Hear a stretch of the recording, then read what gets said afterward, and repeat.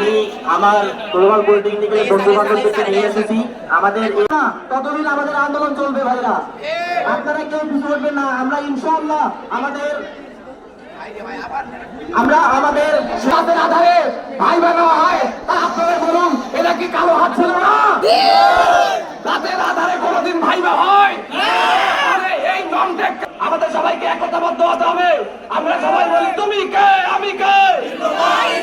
আমি আমার সংক্ষিপ্ত বক্তব্য এখানে শেষ করছি। বাবা মারও স্বপ্ন ভেঙে যাবে, আমাদেরও স্বপ্ন ভেঙে যাবে, আমরা তো কষ্ট পাবো, তাই না? তাহলে এখানে তারপর আরেকটা বিষয় হচ্ছে কি, যে এখানে জেনারেল সাবজেক্ট আছে, তাই আমরা আর কোনো সুযোগ দিতে চাই না। আমাদের দাবি আমরা আর আমাদের অধিকার আদায়ের জন্য আমাদের অধিকার যদি আমরা কেউ নিতে আসে, আমরা কি তাদেরকে ছেড়ে দেবো?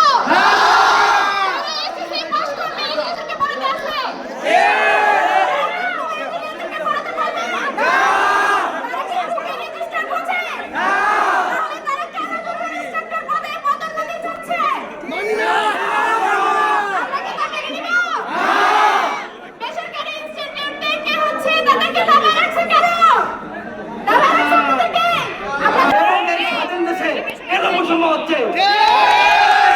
কারিগরি শিক্ষা বোর্ডে সচিব থেকে শুরু করে সব জায়গায় জেনারেল কেন থাকবে?